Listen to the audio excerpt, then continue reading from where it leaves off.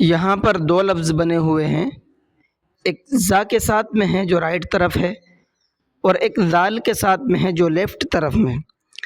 اب دونوں میں فرق کیا ہے اور کس طریقے سے پڑھا جاتا ہے، یہ چیز آج کی اس ویڈیو کے اندر ہم سمجھیں گے۔ تو دیکھیے، جو پہلا والا ہے زا کے ساتھ میں، یہ قرآن کریم میں نہیں آتا ہے، اور پڑھنے میں اس کو سب زا کے ساتھ ہی پڑھتے ہیں۔ اور جو دوسرا والا ہے، یہ ذال کے ساتھ میں ہے، قرآن کریم میں ہر جگہ پر یہ ذال کے ساتھ ہی آئے گا، لیکن ہم اس کا صحیح پروننسیشن نہیں جانتے ہیں۔ تو صحیح پروننسیشن کیا ہے، اس کی پہچان کیا ہے؟ تو یہ جو پہلا والا ہے الذین، زا کا پروننسیشن ہوتا ہے، اس میں ہلکی سی سیٹی ہوتی ہے جیسے الذین، اور ذال کے پروننسیشن میں سیٹی نہیں ہوتی ہے، جس کی صحیح ادائیگی یہ ہے الذین، الذین۔